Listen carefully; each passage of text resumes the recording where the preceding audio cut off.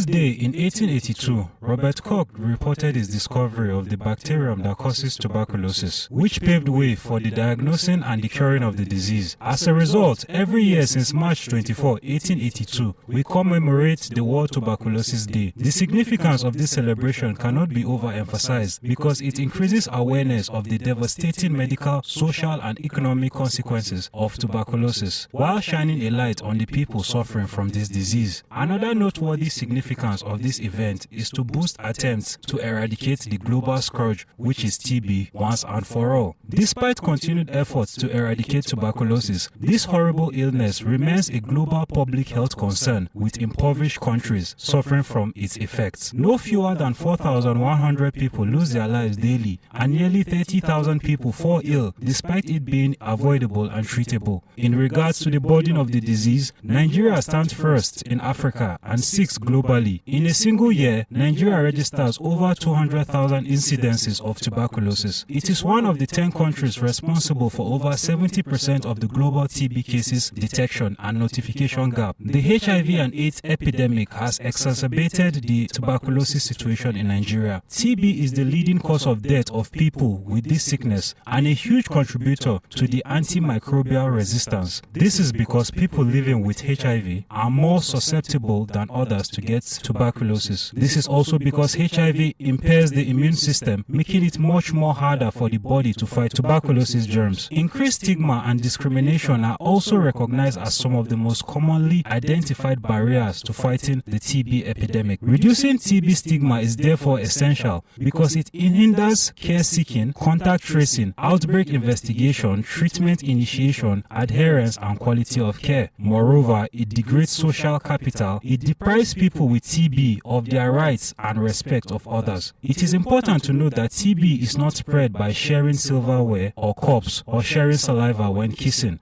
The good news is that both latent tuberculosis infection and tuberculosis illness can be treated. The first step is to determine whether you are infected with tuberculosis germs. TB is airborne and a very infectious disease, which spreads when a person with TB disease coughs, speaks, or sings. Early diagnosis can be achieved by getting a tuberculosis skin test or a tuberculosis blood test. This TB test is available through your doctor or through your local health department. To treat tuberculosis, 4 medications are now used: isoniazid, pyrazinamide, ethambutol, and rifampin. Alamin Mohammed Usman reporting for Rahama Media.